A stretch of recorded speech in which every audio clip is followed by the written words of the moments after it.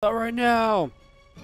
Just before we do jump in properly, thank you so much, Mr. Eagle, 21-month resub.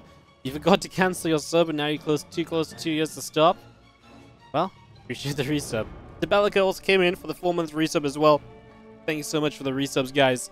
SCT2 on the 47 months also, and the Marty Monty on 41. Thank you for all of the love as we kick off into Game 1 of this best of 5. I very quickly just want to quickly change this, because that was what I was meant to do after the second game or something.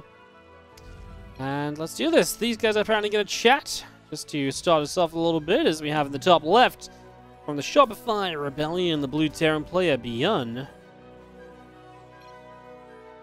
Taking on the red Zerg in the bottom right from Dragon. Kaizi yamming. This is dark. Alright, fun match ahead of us. Another best of 5. Everything is best of 5 today until the grand finals, which is best of 7. Although Solo will begin that series with a 1-0 lead, as he has come from the winner bracket. As a couple of barracks will set up at the front, just going to get both of these up and online.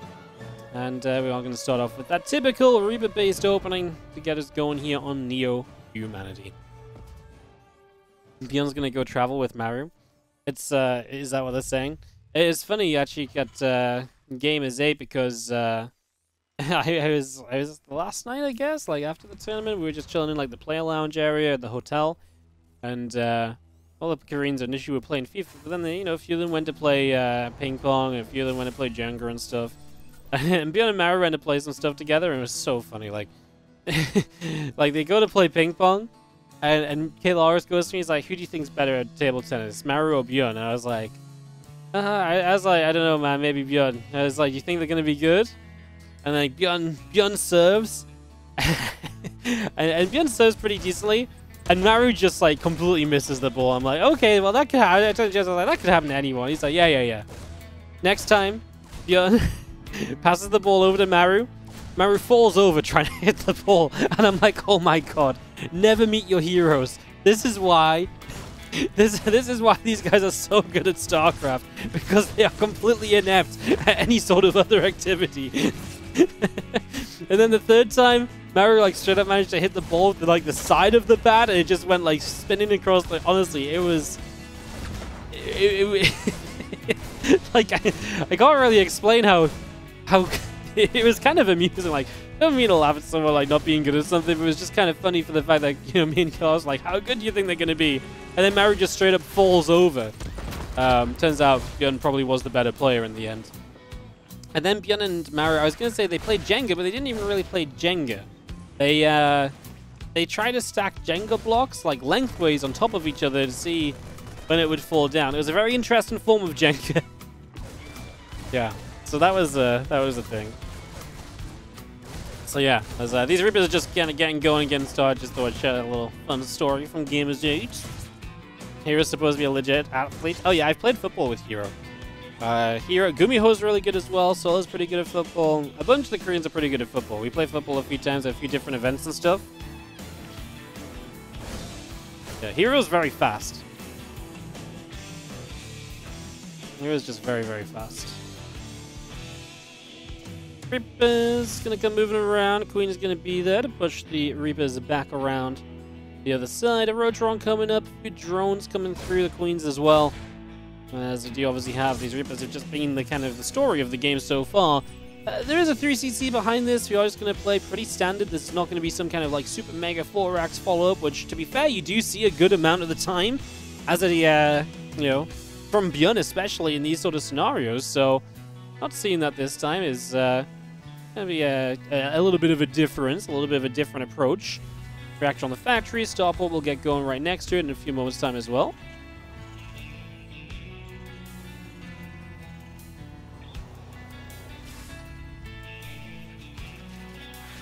I think it's going to go nibbling through the rocks here, knock down the cooling tower. If you can shut down the middle of the map, of course, you can stop some of the Terran pushes for a little while, so generally that's something you try and do. It will not be in time here before these Marines can come in and deny, unless the Lings go back on it. Wow, ByuN's even going to extend his stim pack just to push those few Zerglings away over to the side.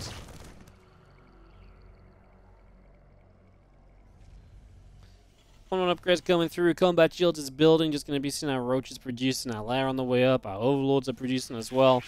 A couple Lings is going to go around the... Talk about desperation to knock these rocks down, man. We are not messing around at all. Because these Marines in the end are just going to say, okay, fine, you want to knock these rocks down? I'll knock these rocks down. Dark made Roaches, which now, I mean, ByuN probably looks at this and says, well, cool, you've built Roaches, now they can't come across the map. Huh.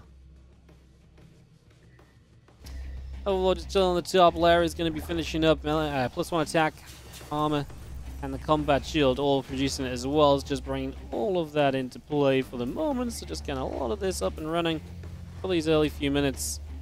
As you have our Evo chambers, the Roach speed, etc. all coming through as well. The 8 additional drones on the way out. And yeah, just a lot of bits and pieces getting set up for the moment here throughout the early stages of this game.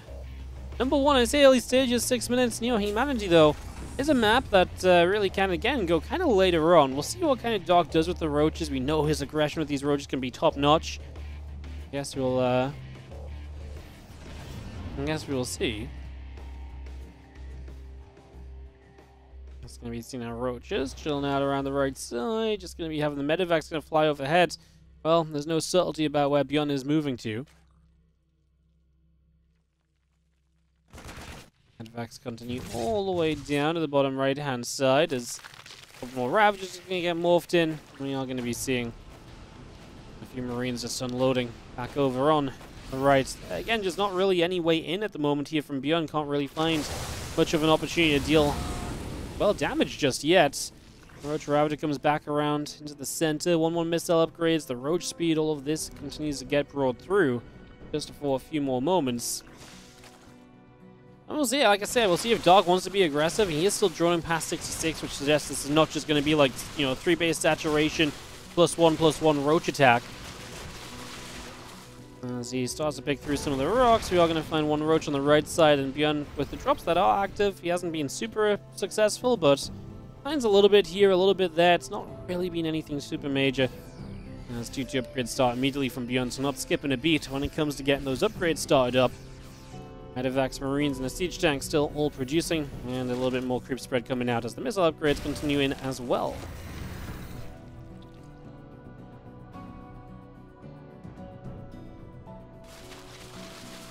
This definitely starts to seem like a very passive game, but we do now see Dark still pumping out the Roaches and knocking down these rocks with upgrades finishing, so let's see how this upgrade time and attack works. So I do think we're going to see at least a little bit of commitment here from Dark.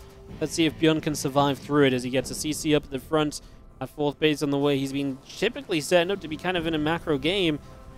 And Dark does instantly start 2-2, which suggests that this is not going to be, well, I mean, he's, like I say, he's gone a bit beyond 66 drones, but not that much. So I guess we'll see how that turns out as our tanks fire in. A few of these Roaches start to go down. Marines are firing up a storm, man.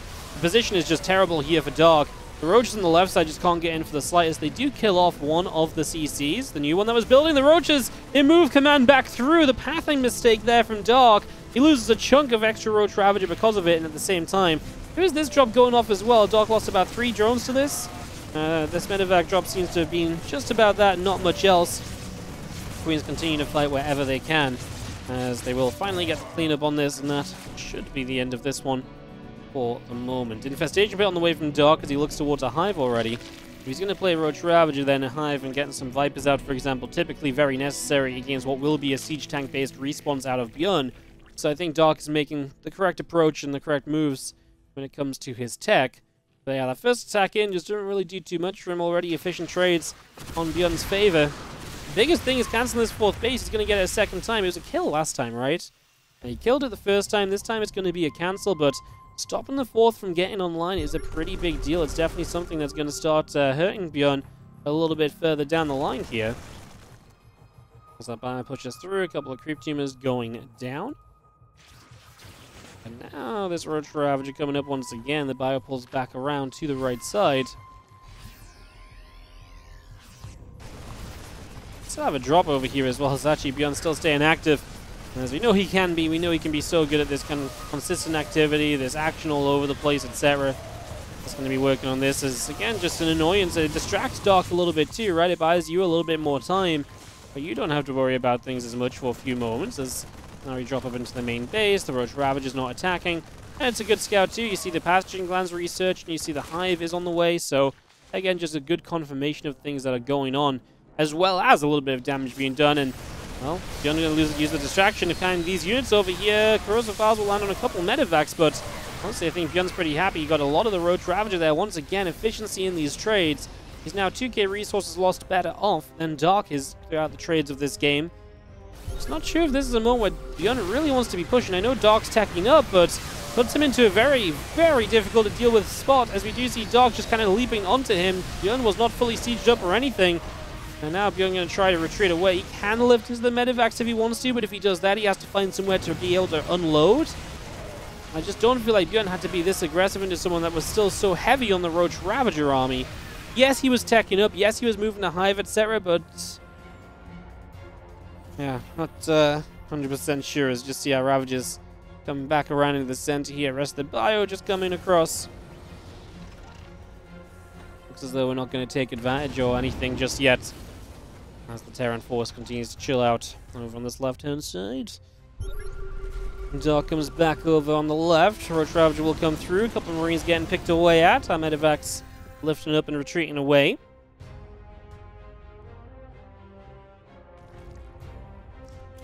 Melee upgrade, plus 3 carapace. Obviously moving into melee upgrades in general. You guys see a Baneling Nest? It's already down. Baneling speed just started as I asked the question. So yeah, just moving into army composition that's going to trade better in the later stages. The longer it goes, the longer that kind of Roach Ravager styles are just not going to really get it done. As a few corrosive files come through, as we just have this Bioforce backing it up just a second. Now this Roach Ravager wants to try and come forward again. A couple of biles is going to land one siege tank. Knock that out of the way already. Good fungal growth from the follow-up. Bio medevacs getting caught up in that, as you do see the Marines going to come stemming back around this left side. We knock down a few creep tumors as we go. 12.5 minutes in. Where are we really at in this game? ByuN has had some efficiency. He's also had a little move out or two, which has been a little bit overextending.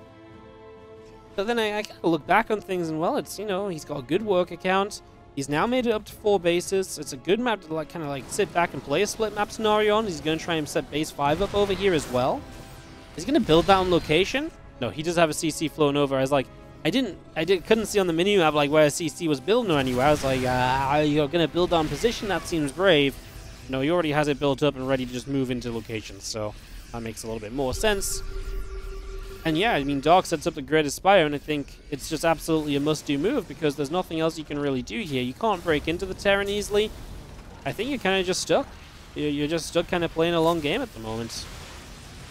Roaches and Ravagers begin to knock through that set of rocks in the center. Now, this army spreads out just a little. What do we do as Dark? The thing is, he kind of wants to lose some of his Roaches, right? Currently his army supply is made up of still a lot of Roach Ravager. He has been improving into Banes. Now he adds on some Corruptors. But if he truly wants to make kind of a big switch, he needs to get rid of a few more Roaches still. And obviously you don't want to do that in a super inefficient way, so he's got to try and find the best possible way to trade in a game where it's almost impossible to trade decently. So that's why you're seeing him kind of fight right now, because I feel like he's just like, okay, I'll move up, drop a few bars, back it up. And as he loses a bit of supply, he replaces with some different units that he kind of now wants in play. Now he actually catches a fungal. This is going to be a better fight for Dark. And he is able to take a bit of a better fight there. Let's see what he rebuilds on the back of this, if he's still looking to improve that army comp. Or if now he maybe feels as though he just wants to go into a few more kind of fighting units as well. Good fungal again. Medevac's going down ByuN, taking some hefty damage from this position. Those fungals... pretty money in the end.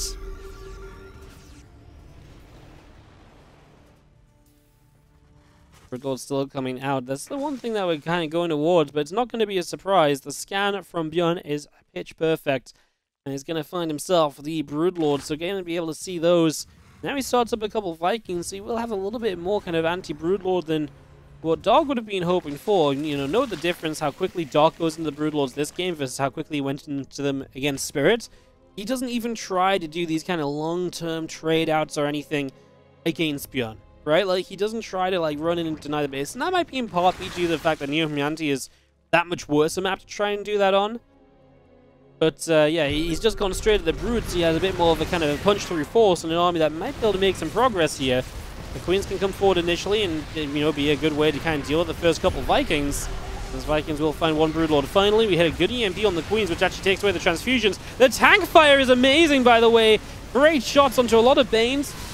And most of the Infestors going down as well. ByuN will lose the forward position. Does he have enough to hold on here? There's no Overseers. The Cloaked Ghosts are going to go unanswered for the moment as they drop snipes across this Zerg army. And that is going to be a lot of the efficiency that we need on the tail end of this.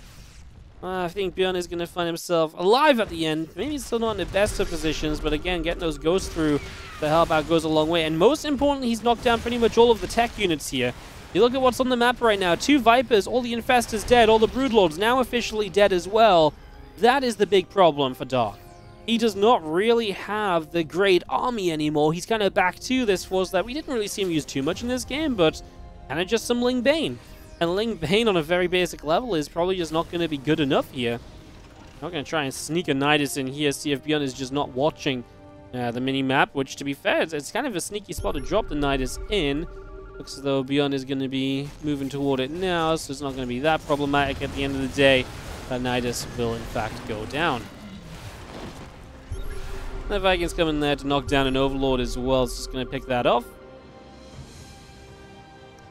Big push on the left-hand side. Ling Bane Ravager moving through. A little abduct from a couple of these Vipers, getting some ghosts and so on forward. We are going to knock down the mineral line. We are going to knock down the planetary fortress as the Lings will turn back around again. Hellbats firing up a little bit of a storm on a few more of these Zerglings. They're doing a decent job on that. And obviously, as we move later into this game, we expect the Hellbats to probably get their blue flame upgrade as well. And they will trade very well against Broodlings, very well against Zerglings. Makes it even tougher for Dark to figure out what exactly to build, try and find any amount of efficiency in the late game, and that's typically the stalemate that Zergs walk into, where it's like, well, I can't run into the Terran army to trade anymore, but then I can't really, you know, just sit there and do nothing, because the Terran army is also kind of good. You know what I mean? Like, what do you do for the best as a Zerg in this scenario? That is a question which is difficult to find an answer to, honestly, a lot of the time. There's not an easy answer to find. A few Vipers getting some consumptions going, getting some energy back on themselves. There's a few Overlords continue to move around. A few Infestors coming out. Spores, Spines, all still in production. Ling, Roach, and Bane around the left-hand side. We take the Watchtower for a couple moments. There indeed is the Infernal Pre-Igniter on the way up.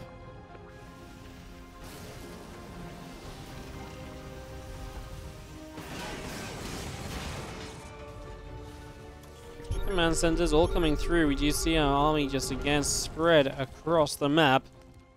It's going to be seeing these Infestors again set up on that bottom side too. I mean, with all these CCs coming in, the extreme late game setup for ByuN really continues to get established here. We do knock down a couple more of these creep jammers, and thank you so much, Lambo, for the raid. Welcome everybody. This is game 1 of a ByuN Dark Best of 5 here today in the OSC Mid Season Playoffs. You're joining us 19 minutes deep on Neo Humanity. There's been a pretty passive game. There's been a lot of kills and stuff. We actually just had a big fight where Bruisers and Infestors got wiped out, but otherwise, it's been setting up into like the late game throughout. You know, this is not a game where one player was desperate to try and end it. It has been kind of setting up for this later stage. Dark was, I guess, aggressive with Roach Ravager earlier. Maybe you could argue that that was a bit more aggressive, but it seemed obvious it was never going to be enough when ByuN was kind of set up with tanks aplenty from the very get-go, so that's the game you're joining us in. Hello and welcome, guys. Let's see how we continue through as we do have ourselves Thor moving out over on the edges as well. So that's going to go journeying over the side a little bit. A few ghosts coming around, a couple Vikings setting up. On this bottom side here, Dark is just going to come in with a few units as well. And a couple of Spines, a Spore also getting set up for the moment. So let's get all of that underway. We do have a couple more Liberators on the way out from ByuN, and still seeing that Nidus Worm coming up on this far left side. It's trying to even, that's not even an aggressive Nidus, that's just a relocation Nidus. Try and move around the map more quickly and more easily and kind of, you know, swing attacks in different directions perhaps. Dark sends a little group of the Lings forward there, but can't really get through to see too much as scanning ahead we will see these few changelings that we can pick off very easily. And a couple of queens, or just a queen over here. Let's try and knock down some of that creep spread. The creep is pretty good. Dark is really beginning to wrap around the position of ByuN on this map with the creep spread, so having good creep on every angle is almost always going to be a pretty good sign. Ended up losing a Thor there. A little sad, because that's the sort of moment where you usually expect ByuN to micro a bit better and probably save that Thor, and medevac is something I would have bet on ByuN doing. And then obviously to not do that, just a unit going down. In this later game scenario, usually ByuN is just so good at finding that efficiency, and again at the moment, maybe not quite as perfect as usual. But it's just some little things as well, so maybe not worth super deep diving into as our army continues to settle down in the center. We got a couple of libs to fend off some Hydralisks. You can see the blue flame finally come up as well for those halberds, by the way. It was definitely something that you wanted to add in based on what we were seeing earlier on. As Hydras continue to go onto this command center, CC is going to take quite a bit of damage as it gets pushed away through this top side, gets pushed away into the natural. It is actually going to go down. It's not really difficult to replace for ByuN. He has CCs everywhere, although maybe not one to immediately float out here. He does generally at some point want this base. He finds a chunk of snipes to start off this fight. The ghosts take a bit of damage, but they generally do get away. Only one of them going down, I believe. And now maybe we can deny the top right base of the Zerg player during this as well. It seems to be the next part of the plan. So in we go. This upper right base will begin to drop. And down it will go. It was just a straight up Nidus and ByuN's natural as well. I keep kind of having a peek at him like, is something going to happen there to talk about? It's just like, nope, it's just a Nidus. It's just chilling there. It's a thing. Fernando Liz, thank you so much for the 6-month resub on the Prime. Appreciate the kind words. I appreciate the resub. Thank you so much.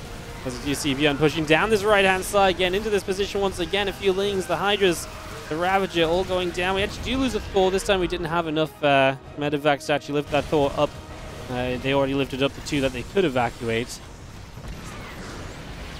It's one of these games where it feels like we're going to have one big fight that's going to completely decide it sometime soon. It is going to be deciding as well, because Dark doesn't have the money to rebuild with here, right? Like, it's not like he has minerals, but he doesn't have gas, and mineral-only rebuild is probably not quite going to be good enough.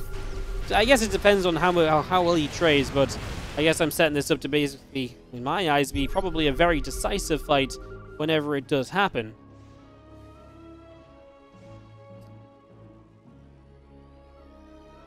Those the tanks coming back around over to the right side.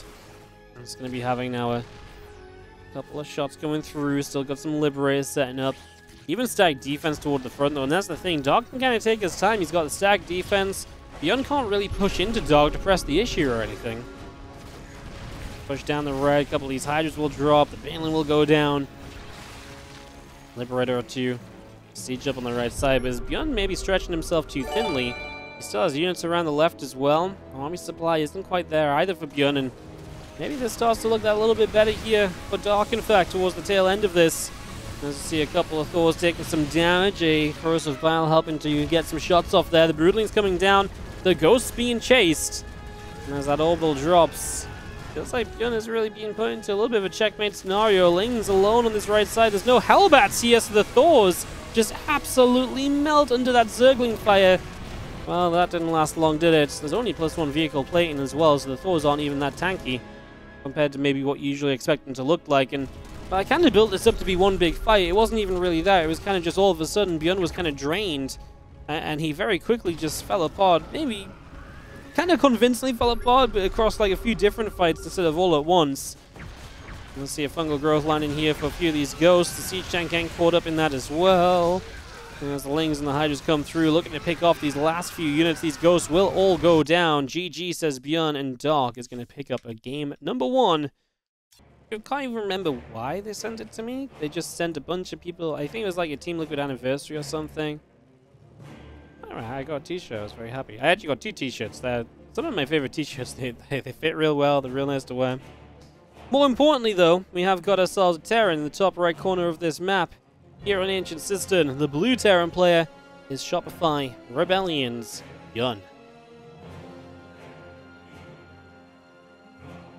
Taking on the red Zerg in the bottom left, we have got ourselves Dragon, Kaisi Gaming's Dark.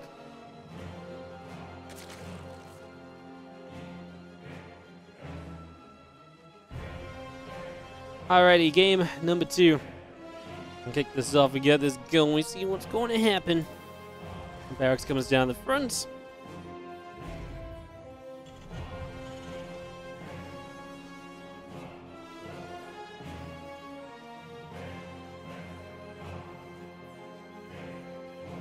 And why not make it 2?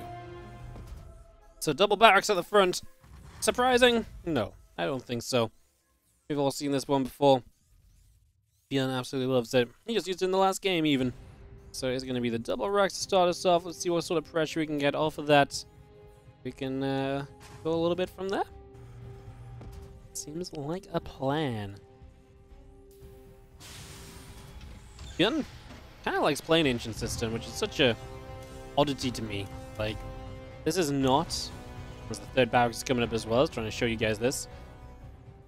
This is not really a Terran map, and yet ByuN really doesn't hate playing on this all too much. Like, it is typically still the map Zerg's pick, but especially when he controls the game early with his Reapers, it generally feels as though ByuN has a very good time playing on an Ancient System.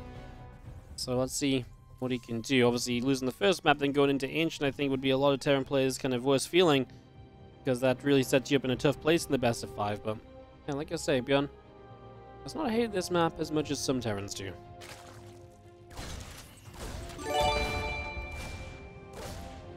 Take that for what you will. Lanchan, thank you so much for the 31-month resub on the Prime. Appreciate it. As a couple lings come in, our Reaper going to get chased back a little bit.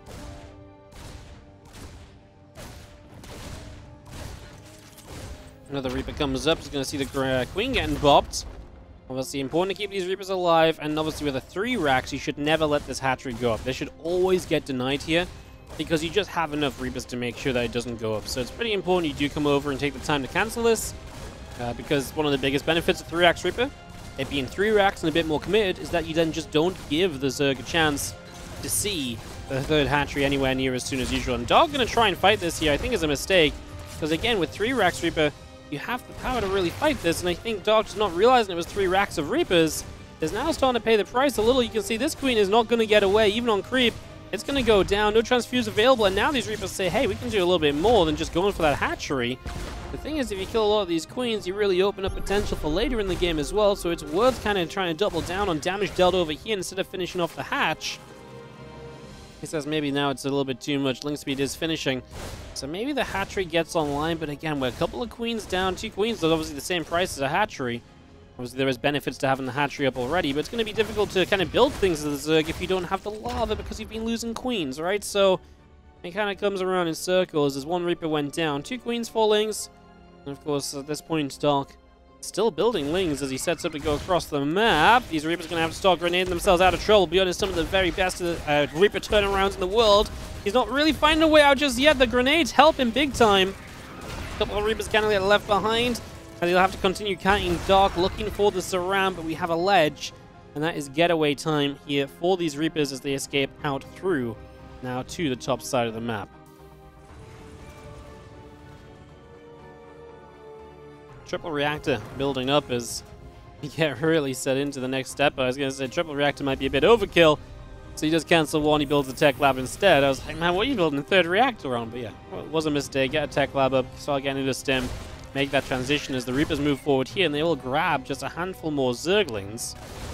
Now feelings coming in from the other side, and they're going to get the full wrap around here. These Reapers going to pay the price. They're going to drop very quickly there. That's going to be a little bit of damage done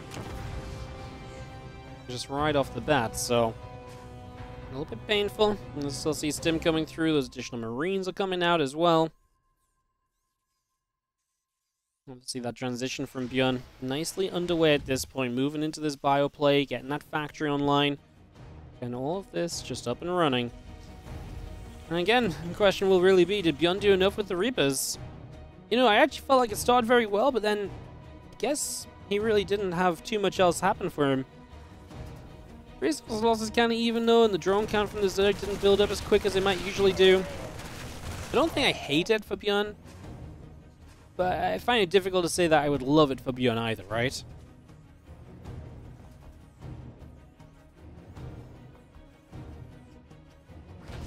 Starport about to finish up over here from ByuN as well. Factory going to swap off the reactor, going to give the starport a chance to build some medevacs and to support this barracks-based follow-up. Well, that's about to finish, but the Bane Nest not done yet, so Bane Nest will be a little bit late to start Bane speed based on the lair timing. Obviously, typically Bane Nest and lair finishes as the lair finishes. But it's going to be a little bit later here this time around. Dark has been so heavy on the drones, by the way. 67 workers. ByuN does have a third base, but this is still 3 racks of, marine production. You're going to start applying some pressure very soon. Could still cause some definite trouble here. Spire starts up in the main base here from Darks. Just gets that underway. The Lings coming around into the middle of the map. Our command center lands into the front. The Marines will load up in these medevacs. We'll go journeying. Start up some of these drops, start up some of this action, see what we can do here as ByuN for the next couple of moments. As our medevacs boost all the way out down to the south. So away we go. Back towards the main base. The Queens are going to be there. Just going to turn those medevacs around for the moment. And for the moment, ByuN will not find quite enough with this initial attempt of some pressure.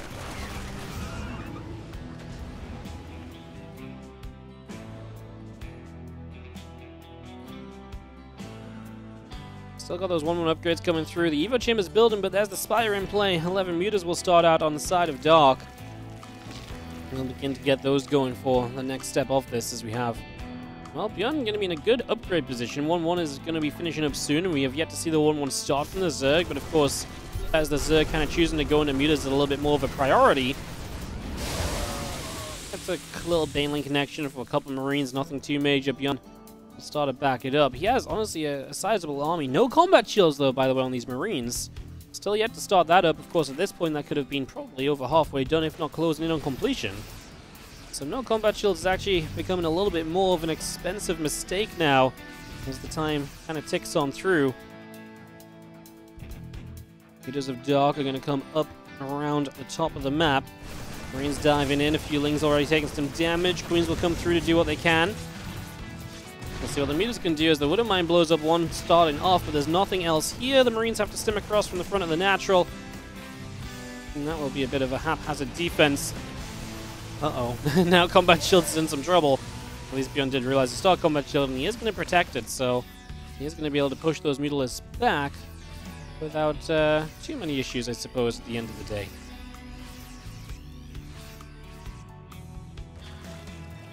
Combat Shield coming up, our Marines come by, and it's going to grab a Queen on this bottom side, apparently. I believe that's what just went down there, so Queen gets dropped.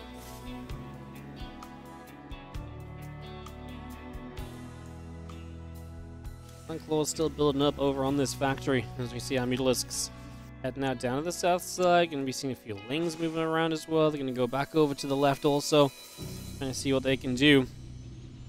Our Bio Army back around to the right as Ling Bane still joins up together. 2-2 upgrades. So close to finishing from ByuN against that 1-1 of the Zerg. Again, upgrades might be one of the big dictating parts of this game. If they are going to be that beneficial for ByuN, it'd be a pretty big deal.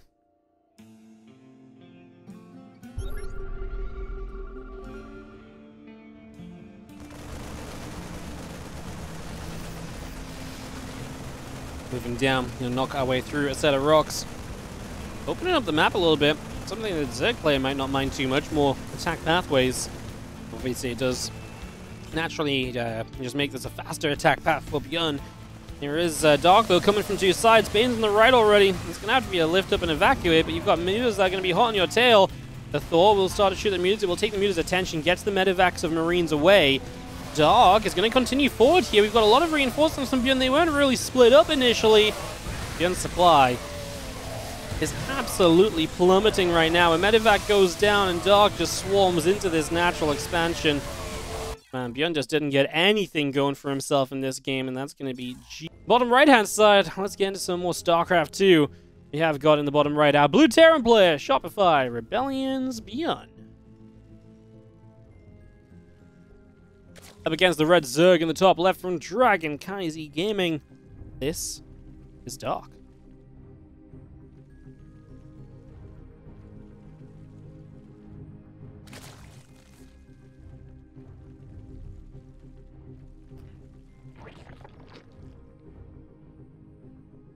Game 3 of this best of 5.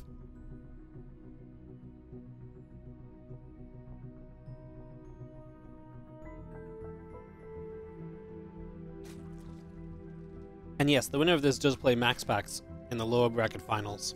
As ByuN gonna go third game in a row for these Barracks and these Reapers. It's not worked out for the man so far. I mean, I guess game 1 set him up fine.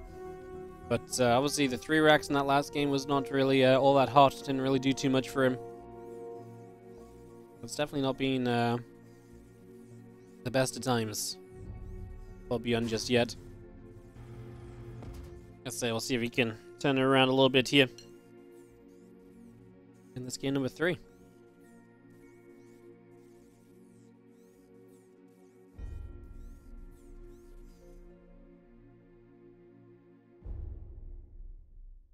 Well, not lie though, I'm disappointed in ByuN and Dark.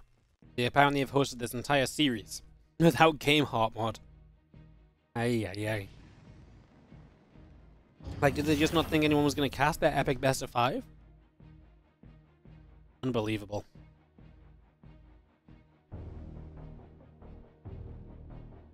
Unbelievable. Haven't seen a Terrence do a Raven opener recently to play a creep against Zergs. That's true. It kind of came into popularity for a little bit, right? And then it kind of just died off again. I feel like it's such a, like, one of those things where it's like, it's kind of cool for a little bit, and then it just sort of isn't. I feel like it just takes so much of your kind of pressure away, because, like, once Zergs kind of figure out how to defend the Raven, it's like, cool.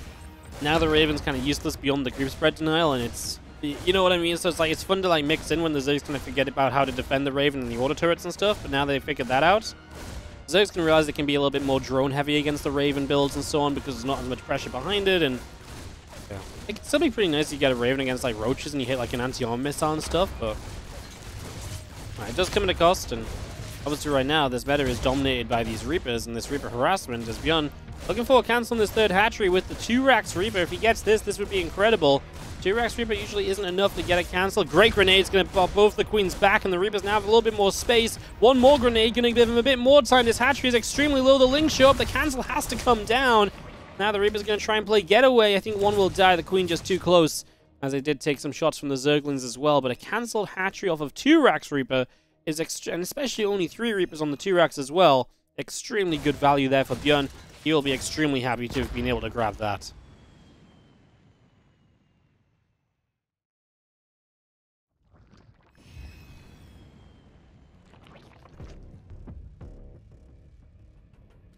Things coming up. I'm going to actually grab these Reapers here with their link speed. One Reaper gets into the main just for a moment before it gets turned around by the Queen. It will go down, so that's going to be it. I still honestly don't hate it. Again, the hatch cancel, forcing a chunk of Lings. Could be worse, for sure. I think that's actually pretty decent on the side of ByuN. We'll see how it goes for him from here on out, as we do just have a few Marines joining up at the front, chilling out for a few moments. And yeah, otherwise, I mean, Baneland Nest on the way up from Dark. Dark and Baneland Nest this early suggests that he isn't really confident in what's going on. Kind of says to me that he thinks that ByuN might be very aggressive on the follow-up and that he needs Baneland super quickly. Unless he wants to Baneland bust, which I don't think he does. He's got too many drones for it. So Dark a little bit unsure that ByuN might not just be kind of super aggro this time around and is just trying to take precautions against it. Which obviously favors ByuN because he's not actually being super aggressive or anything. So now the Baneland Nest is just early. The other tech that could have been is not in place. That's obviously just a little bit sad if you're Dark, because yeah, you could have just gotten other stuff ready instead of the Baneland Nest, which now we've not even made use of just yet, right? Just to exemplify the fact that this is not going to be what was needed given what ByuN was doing.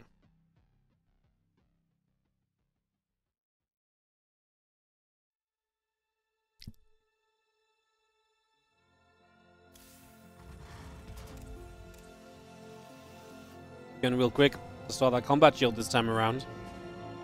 Not messing about.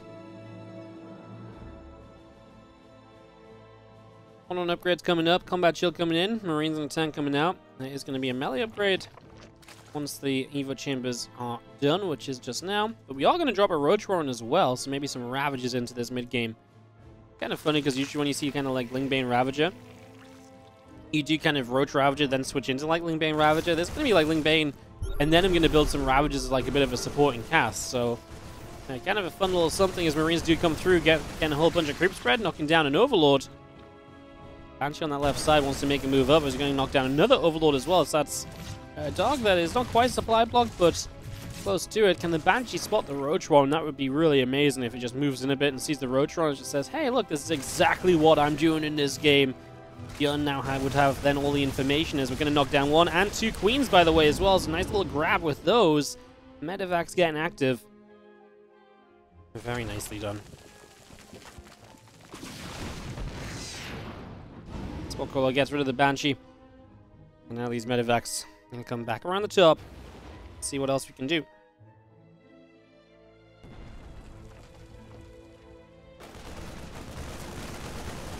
Nasty position. Corner of the main base.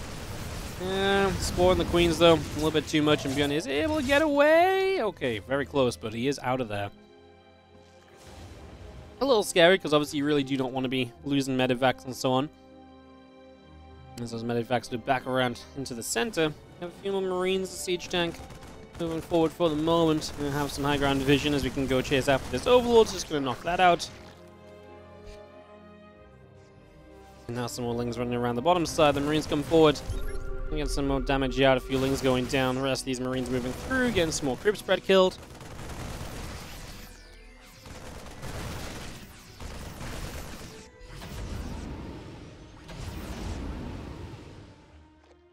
Now ByuN pushing in the bottom left. Tell you what, this game has been a little bit better for ByuN. You look at this, just the supply. Worker count in ByuN's favor. Army count's kind of similar, so it's just that worker count lead for ByuN. And that's obviously very good for a Terran. And up against the Zerg as he continues to apply pressure with these couple of drops. Again, his +2 armor upgrade, but that could be worse. It could have been his attack upgrade, which we know ByuN forgets. And sometimes he prefers starting the armor first, and then he misses the attack upgrade, and then it's a whole thing. The tank setup here, I don't think these Banes can truly wander forward, and they seem to realize that a few moments after we say it.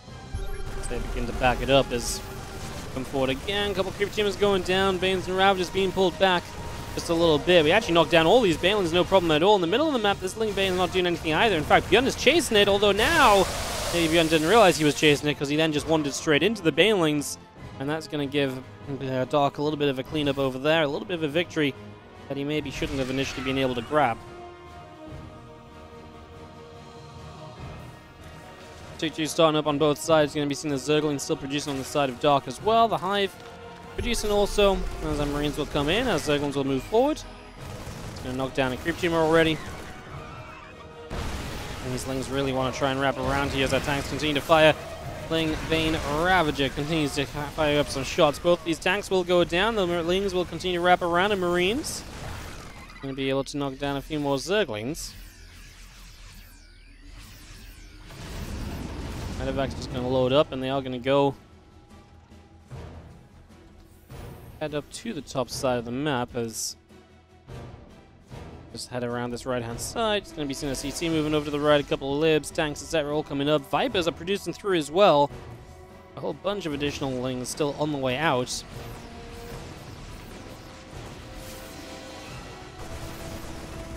Marines dive forward. This hatchery gets cancelled. We are going to be seeing the Lings and the Banes still coming through. Medevacs load up.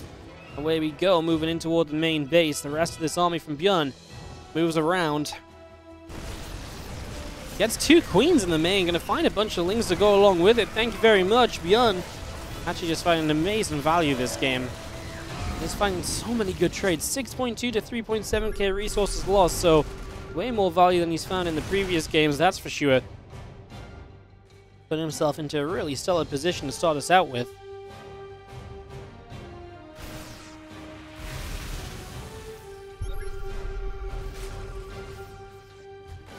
Ravager comes back around the side. Marine's going to drop into the main. One Medevac's drops. Fight to the death, apparently. ByuN busy over on the front. Attacking straight through the rest of his army. So he's going to try and pressure forwards here. Again, another Baneling. This hatchery in some trouble. We might target it down and then just lift and get out of here. That is the plan. Never mind getting out. Apparently going to go in the main. He's just going to have to drop because the parasitic bomb is going to grab one low HP medevac. I mean, this feels like it should get a little bit better for Dark, but Dark is also struggling to spend some of his money. Lava is a bit of an issue for him. Currently camped in this bottom left side by a Liberator as well. And it just feels as though Dark doesn't have a grip on this game in the slightest. ByuN is just all over him for the moment. All over him right now. There's a couple of Vipers trying to get the energy back up and running yet again. I'm going to drop one more parasitic bomb on a medevac. And a bit of bio coming around here too. Another medevac. Going to come and join up a little bit of healing as the drones will immediately be in some trouble. We're going to drop 3, we're going to drop 4. And the Zerglings come across, but of course nothing to stop the medevacs. This Dark's Hive Tech just isn't that meaningful, right? The Vipers are just, I mean, the Parasite Bomb to kill a medevac or so was cute, but it's kind of about all that they've really done. They're not like consistent anti-medevac defense, right? That is maybe more of the problem. Because our medevacs unload into this main base, and Ling Bane will go chasing after this bio. Then kills another Hatcher. I mean, he is quite committed with a lot of these units. He's constantly throwing units at his opponent and losing out on those units. Again, you do that too much and you can really have a bad time. Like I say, knocking down a bunch of the hatcheries is going to just put a bit of a dampener on Dark's experience.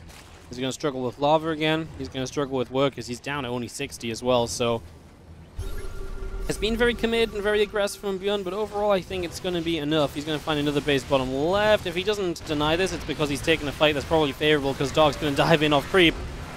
And Dark's not even going to see the end of that fight. Nah, Dark. ByuN's finally going to win like one big fight in this series and you're just not going to let us watch it. Dark's like, screw you, Terran fans. You don't deserve it. Just going to jump in front of the bullet for me. Alright. We won a map, which means we get to go to this game number 4 here on Grezvan. In the bottom right corner, our blue Terran player keeping this series alive. It is ByuN from the Shopify Rebellion. One map to close it out.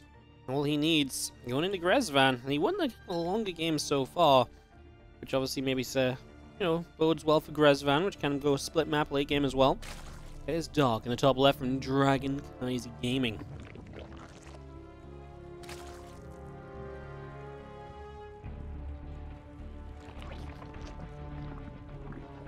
How is everybody doing? And hope we're all doing well.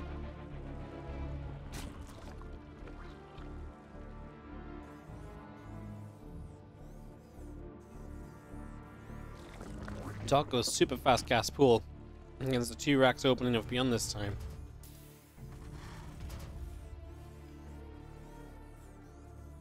Very exciting. See how that turns out. Could go a variety of different ways, actually. Let's see exactly what we do with the Gasland as Dark. Are we going to rush roaches? Are we just going to get link speed and go from there? What exactly is going to be the plan? Couple drones come popping out. Couple drones jump into the extractor. We do have Reapers continuing through. Just for the moment.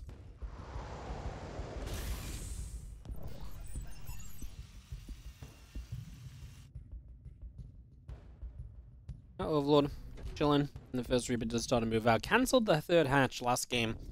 Was the real thing that kind of put ByuN's 2 racks Reaper play into motion.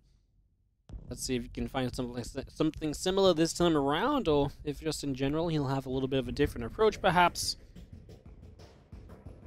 Still what may happen here. This Reaper popping up. Queen gonna come across. Says hello. Reaper gonna get chased by a couple of drones for a moment. We're gonna go back onto the extractor. Get back to businesses.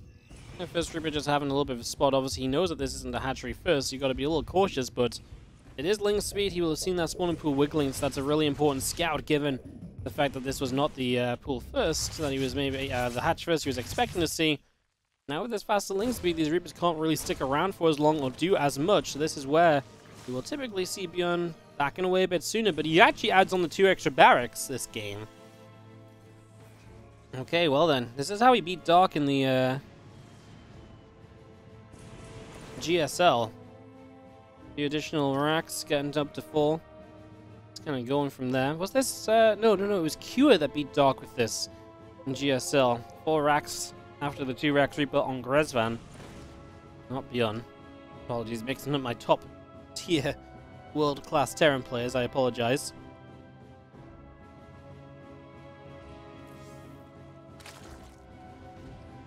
The toughest part of this is just knowing that it's coming. As you said, but bunkers, ByuN, it's just all signs of like, hey, I'm just being careful, I don't want to die. You know, leave me be. In reality, he has a crap ton of barracks and unit production. That's going to put him into a pretty good aggressive spot himself in the pretty near future.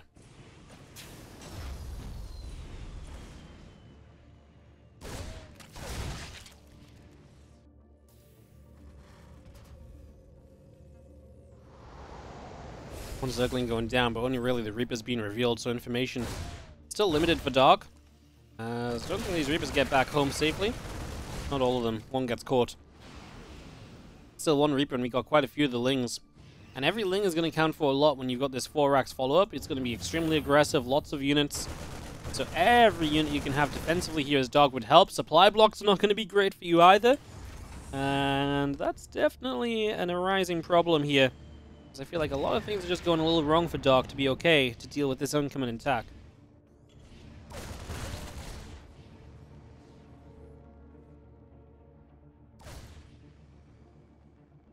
Failing that's just also not quite done yet. It's on the way. Like I say, just not currently finished up. There's our Marines, a couple of Reapers going around the sides. Gonna get straight to the front here. No counterattacks or any funky business here from Dark. He's just gonna take this pretty seriously head on. I don't think he has anything to really counterattack with, you know, initially anyway. ByuN moments away from his combat shield. If he is gonna commit to a fight, that upgrade will be one he would want to commit with.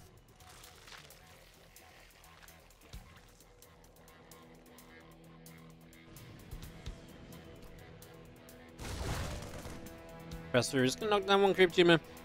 Looks as though ByuN's not gonna be too committed. Just gonna turn around, 3rd CC on the way up. He does have himself the, I guess, starport about to build. I was looking around, but it's not there yet. So 5th rack's now a starport. It's starting to set up for the future, right? You're forcing a lot of units from your opponent. Dark actually built 7 overlords at once. Macro slipping for him by just a little bit there.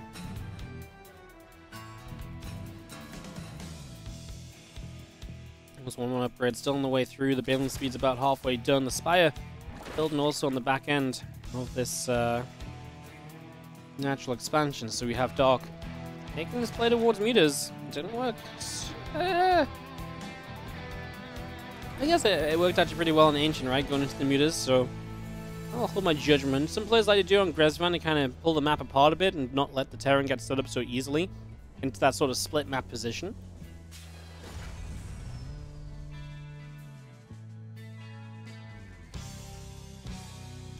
Definitely just considering that a little bit as Alvin comes in. You can't really do too much.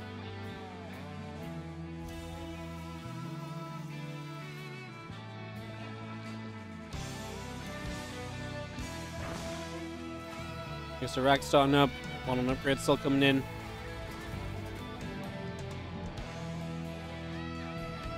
Alvin just continues to patrol around slightly.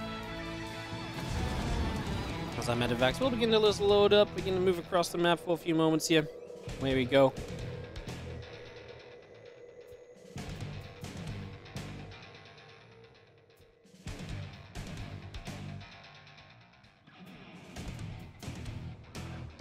It's just heading straight around the top. A little bit of a drop. It's going to be an unfortunate timing, really, though, because this drop's going to arrive. Meters are going to be popping. So that's just some natural kind of drop defense. It's going to make it difficult for these medevacs to get out of here alive. Initial defense is good. The Mutants can go for these medevacs. It would reveal the Mutalisks. We're not going to do that just yet. Maybe now, as you actually get supply block losing an Overlord here. Maybe you go with Ling Muta. The Lings will force the Marines to load up. The Mutants can jump onto the medevacs then as ByuN. Not going to load up. He realizes the situation. He's just going to stand and fight. Tries to target fire down Mutas. Good control from Dark to pull his Mutas out of the way and out of the reach of the Marines. He cleans up everything in the end. He loses just 1 Muta, but 2 or 3 got low. There's actually some very good control out of Dark there to make sure that the Mutas could not be targeted down. as ByuN was aiming to achieve.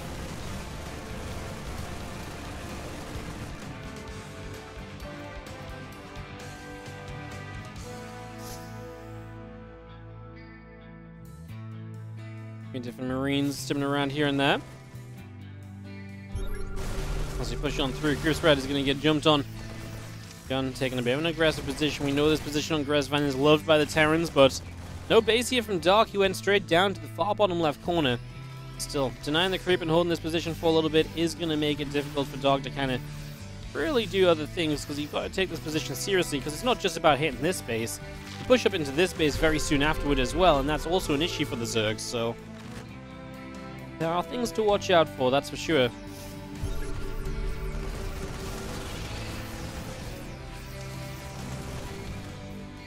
Coming around, a couple of creep teamers being knocked down for the moment.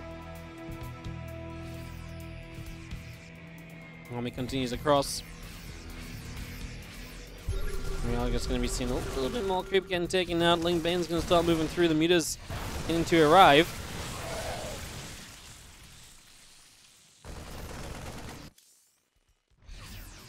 T2 is still on the way up as well from ByuN. He's going to have a massive upgrade lead. Kind of the issues with meters. You got to sacrifice something to go meters, and usually it is just your upgrade timing.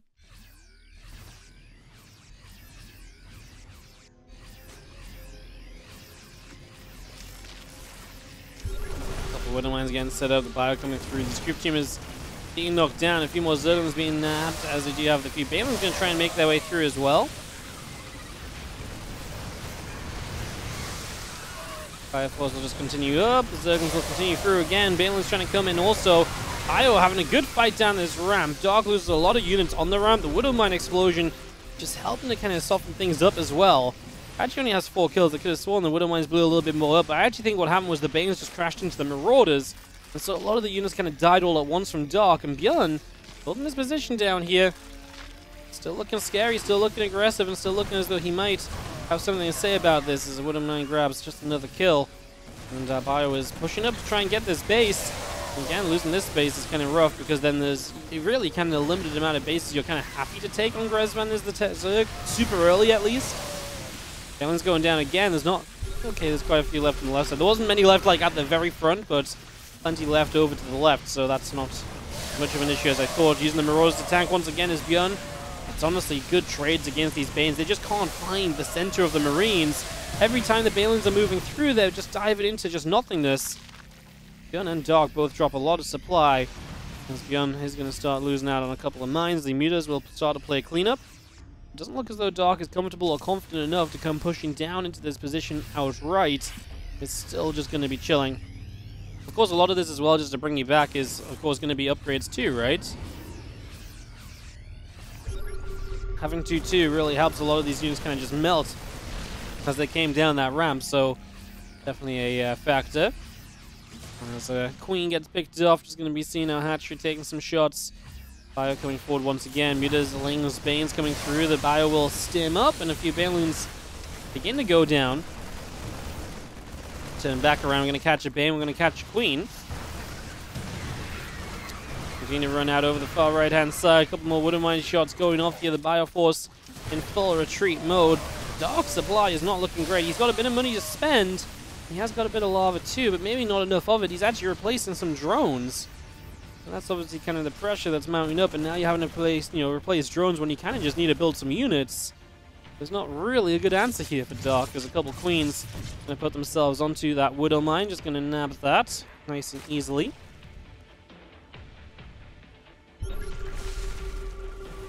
Eleven more meters coming out. Our Bio Force still coming through. Crypt Team is still getting shredded as well by this little bit of bio as it makes its approach.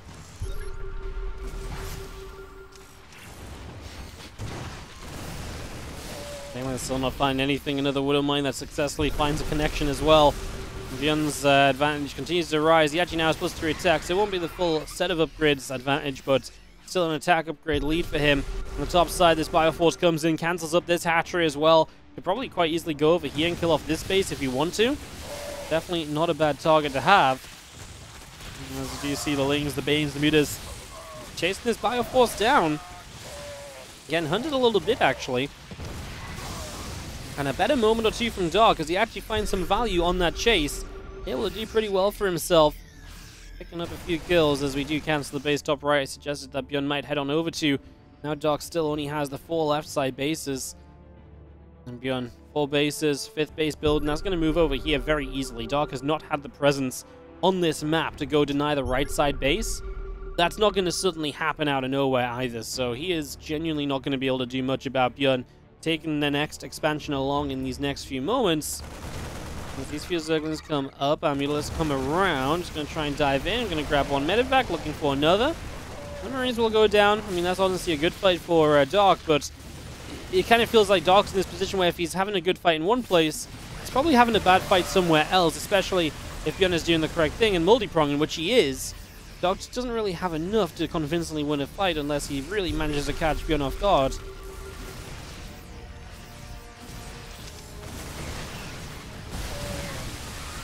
Has a lot of clumped Widow Mines, and this Widow Mine doesn't do much either.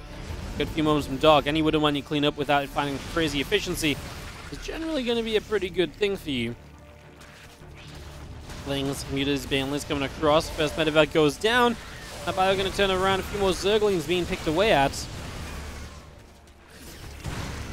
Oh, those Widow Mines are nice, connecting in for those Banelings.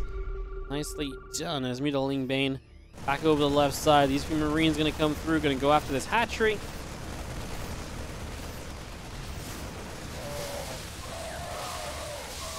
I was going to see Mutas coming up. This base does not go down, but again, is it not enough distraction? Marauders tanking Baneling shots over here as now the Mutas are going to come in with the reinforcing Banes, but we're off creep, remember? And the Marauders slowing some of the Bane advance with the concussor shells is actually helping a whole chunk as well. ByuN turns back around to the right. Now Mutaling escapes back around the left. +3 armor still on the way up here as well from ByuN. Finally getting to that full 3-3 upgrade lead over the 2-2. And obviously Dark is just stuck on Lair. This is one I told about, I think, one of the earlier games. I can't remember which one at this point. But Lingbane Muta this deep in a game is generally not a good thing if the Terrans control the game to any extent. Because it means that the Zerg is just unable to break away from Lingbane Muta. In the game earlier, I think it was one of the Dark Spirit games, it was truly just like Dark had such control he could choose to still be on Lingbane Muta. But this is not him choosing to be on Lingbane Muta. This is him being forced to be on Lingbane Muta because he's under that much pressure that if he techs up to Hive and tries to do something different, he feels like he's going to succumb to the next attack of the Terrans. So that's how tense Dark feels about this scenario right now. This tech switch out of Lingbane Muta is not easy to find, and especially not when ByuN's been having a great aggressive game. Resources lost, only about 3k in the favor of ByuN, but obviously one of the things he's found repeatedly are the bases of Dark. This base has died, he's denied this base has been down, the main base died at one point. Right, denying these bases is absolutely a huge deal because that means that Dark's income is not being as pretty, so even though the resource loss is only a little bit in favor of ByuN, the economy has nowhere near been in favor of the Zerg this entire time, which it so often is, and that's why generally Terrans trade extremely efficiently, and the game can still look fairly even. We are going to have Marines knocking down a Spore here. Again, ByuN just working his way into a position to trade out. Yeah, Marines even over here doing pretty well for themselves. The Marines actually will finally get onto these other Queens as we do start to dive around on the bottom left as Dark. +3 attack on these Marines. 3-3 in general just going to mean that they can kill off everything. Those Queens cannot stand up for themselves. Another good group of Panelings, but Widow Mines are going to soften those up, and then the Mutas are going to be somewhat on their own. Going to dive in once again. These Banelings keep on coming through. We are going to be seeing the Mutas diving forward. Medevac's going to just lift up, back away. Okay, well, ByuN kind of gets pushed away from this spot, but it costs Dark a lot. He loses the base bottom left as well. Hatcheries are still a massive issue for him. These Marines will target fire down a Muta or two as they get cleaned out, and ByuN already has a brand new army ready to go, joined up with these older Medevacs. New bio units ready to push across, stim it up, and just to fight against what's left of the Zerg, which honestly is not a lot. There's not a single Baneling on the map currently, not one morphing. There's 10 on the way in, but that's obviously not a great sign that we're struggling to have Banelings ready when the Terran is already arriving. Generally tells you that the Zerg is in a big spot of bother. That definitely seems to be the case here, as our Mutas cannot currently find a way to jump onto this Terran force. But Alliance, Marines, and Marauders still coming up. Extra barracks coming through. Our Lings sitting dead center on the map. These guys just trying to catch reinforcements or so, but I mean, the reinforcements are not coming across one or two at a time. They're coming across as major armies. And so the few Lings are not going to do anything at all. ByuN looks as though he's taking this 0-2 series, and he's going to turn it to 2-2 in a Game 5 for us here in today's OSC Mid Season Playoffs. We are going the distance. We're going to see all 5 games. Let's get this one rolling, as we have got a series on our hands. Yes, we do. As in the bottom left, from 0-2 down to 2-2 now. Looking for a spot in the lower bracket finals to take on MaxPax. It's ByuN.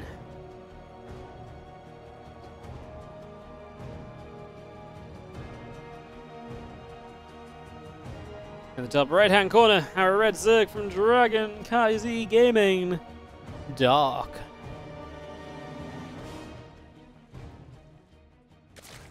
Really excited as well, guys. Please no spoilers in the chat as I mentioned this, but I haven't seen WTL yet. I'm excited to see a bunch of these guys in action on WTL this weekend as well in the playoffs. Or not this weekend, but it just played this last weekend. I'm going to be casting that tomorrow and... It's Wednesday tomorrow, right? Tomorrow and Thursday, I'm going to cover the WTL playoffs over the course of 2 days. And basically catch up, because like I said, obviously I just wasn't here. So I'm going to play catch up on all those games that happened. And cast some of that. So I'm very excited to see a bunch of these guys in action in those matches as well. So yeah, very excited. If you want to join me for that, I'll be live tomorrow and Thursday with that.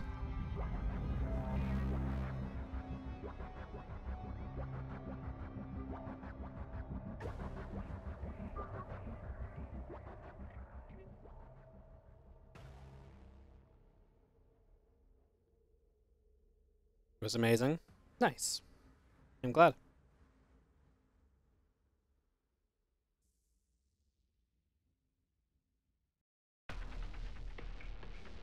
I'm genuinely excited to see how it goes down. I was super sad that I couldn't make it. It's a little bit like kind of when they moved it for me, because I actually couldn't do the original weekend that they had laid out. So I couldn't do the original weekend. So then when they moved and I still couldn't do the second weekend, I was like, oh, come on.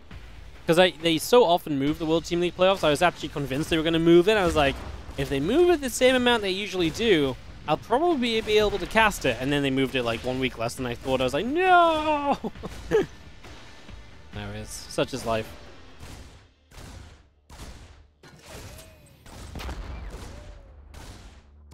Hippers, put some damage on this hatch. Got some shots going there. This hatchery taking quite a bit of damage. As you see, Queen gonna wander across and try to nab and clean this up a little bit. Is once again just those 2 racks starting us out in this game, so pretty similar to what we've just seen before. Rippers will come up. Hatchery taking some damage again. I mean, this is just a repeat of what we saw during game number 3, where ByuN had great grenades to keep the Queens at bay. This time it's just about enough for Dog to keep the hatch alive, though, and the Reapers are going to come back around. And find a creep team is an amazing start. Grenades to finish it up. That works. That's a lot of Lings build too, right? So this is an expensive setup from Dark defensively. Building all those Lings does not come easily. And another creep tumor denial. Massive. Really slows down the creep in this game.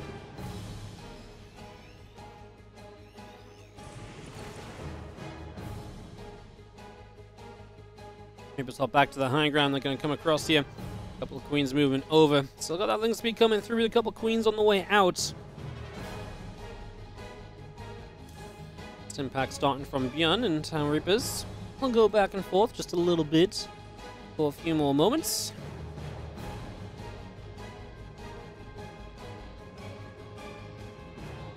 Again, that Ling speed not far from finishing. A few Marines coming now. The reactor coming down. Starport is going to go on to the tech lab here. We're going to be able to get ourselves a Banshee on the way initially. Kind of wondering what he wants to do from this. Probably just a Banshee in case of roaches, right? So just a little bit of safety, just making sure we're going to be kind of okay here without any problems at first.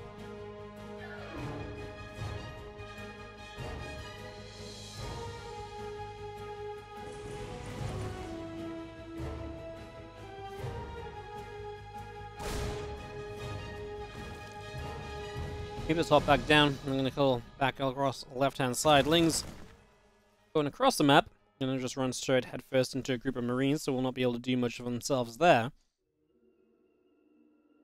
And there's a Baneling nest from Dark as he just preps. And again, earlier Baneling nest isn't quite sure what the follow-up of ByuN is going to be, so playing it safe, making sure he's not going to die to anything. This is going to mean his lair is that much later on, though, and again, there's just not really an immediate need for this Bane nest, so it's Jet and Jet definitely advantage ByuN in terms of build orders, because ByuN's setup just moves along nicely. I mean, I guess you can argue the Banshee isn't super necessary for ByuN, but the Banshee is likely to also get some good damage done at some point and to, you know, still kind of play a role, create map control for yourself, etc. I think this is going to come around the bottom side, move back across. Just going to be seeing our Queens joining back together. Again, Lair going to be finishing very soon. The Carapace upgrade starting. I guess as Lair finishes, we'll just instantly go into Bane speed. We do start a bunch of extra gases now. That's 6 gas already. There's another Spire coming down here from Dark. ByuN already starting to press around just a little with this group of Marines. Medevac's coming over to start up some pressure. There's an Overlord here that's ripe for the picking. Unless some Zerglings get you to defend. We don't have Banes yet, right? Alright, well, let's see what these Lings can do. They actually got a pretty good surround. ByuN kind of took a step into the Lings, which didn't exactly help him. I think the idea was he wanted to step in and maybe target fire the Overlord, but the Overlord did not get target fired, so maybe a mistake, or maybe that's not quite what he planned to do. Either way, the Lings got a better surround than I thought they would. Right now, though, with the pickups and the drop-offs, they actually do pretty well against the Lings. Pretty equal trade across the board, all said and done. Gonna go drop down in the corner here, where if we get a full unload, maybe we can cause some more trouble still. Looks as though that will be the case. Finds the drone as it starts the hatchery. We could go onto the hatch straight away and get a quick, easy cancel. I feel like that's just a guarantee, as we do not actually currently have the Lings nearby to help out, so great damage being done once again by these first few units of ByuN.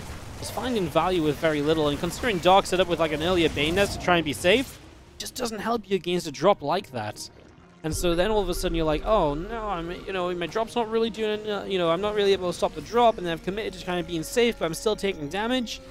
And ByuN's got to have a smile on his face, because again, he's getting a lot done through these early stages. Once again, the Spire from Dark, he is going to dive in towards the Mutalisks.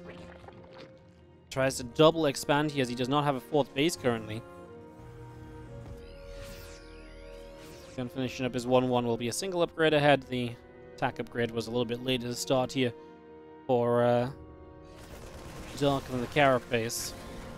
Which isn't too wild against Marine stim-based openings. Actually going for Carapace a little bit before melee is very normal, because the Carapace generally benefits you a bit more in the earlier stages. And just about grabbing that one active tumor on the bottom, as you'll start to deny on his top left-hand hatchery with the Banshee. Again, we'll have some use from earlier in the game. And now he's got the tank on the low ground as well. Position setup is good for him to keep on denying these bases and making it very difficult for Dark to do much about it. Banshee really wants to try and get this hatch. Obviously, he will not be able to cloak over anything as the mutas pop out. Now ByuN knows it's mutalist. He'll probably feel a little bit safe. He's like, oh, you just spent money on a bunch of mutas. I can probably keep on attacking it a little bit, right? Like, maybe I can't kind of do these attacks where I kind of lift up and try and get away in the medevacs, but mutas are not the best fighting units. It might tell ByuN a lot about what kind of fight he wants to set up for in the near future.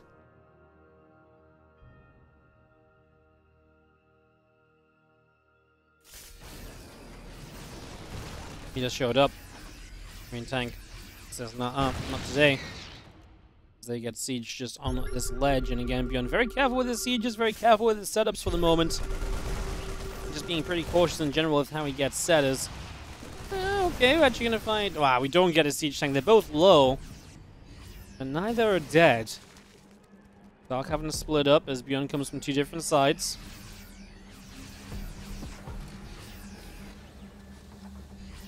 There's the tank still coming around. Gonna knock one tank down with these mutas. In the end, we're gonna turn with the Marines to push them back. Is ByuN perhaps waiting a little bit for 2-2? Not how much he necessarily just wants to wait for that per se, as Mutalisks continue down through the center. Marines are gonna stim in on the right. There's enough Banes here, I think, to be scary. At least force ByuN to be pretty cautious about his approach. Of course, he does have the tank, but that gets knocked down. Looks like ByuN is gonna bring this all into one larger attack. As he groups up to the right-hand side, he looks to really pay attention and, focus on this right-side base instead. Up we go. The Ling Bane going to come crashing through. The mutas are going to come in. And he's going to have to step back a little bit. A few Banelings connecting through. Man, we knocked down so many Banes. What a fight for ByuN. Off creep. Gets so many of the Banelings. 12 new Banelings stop, but they're pretty much the only Banelings that are going to be in this game right now for Dark. So he's not going to be having a great time here. A couple Banes try and come through. One of them connects, but that's the only one. So there's no follow-up. There's no kills. And ByuN starts to ravage this hatchery from 0-2 to 3-2. Question marks, maybe. It looks very good for him right now. 2-2 against 1-1 for a few more moments, although +2 cap is just finished. But ByuN has the momentum right now, and he's knocked Dark back down to just the 3 bases once more throughout this game. He has just not let Dark get set up in the slightest, and he's found so much damage with this harassment. We move forward here now. Tank will fire a little bit on the Ling Bane. Our Marines are going to continue to spread on out, split on up. Banelings just cannot do anything there, as our mutas will continue to come through. Being the last stand is never a good thing when there's enough Marines left over. Here come a few extra Banelings, but Dark won't even let them fight. He will tap GGs before that happens. And that is going to be ByuN taking it 3-2. Talk about a turnaround, as ByuN is going to shut this down from 0-2 down and just win to go through to the lower bracket final in top 3 of the OSC Mid Season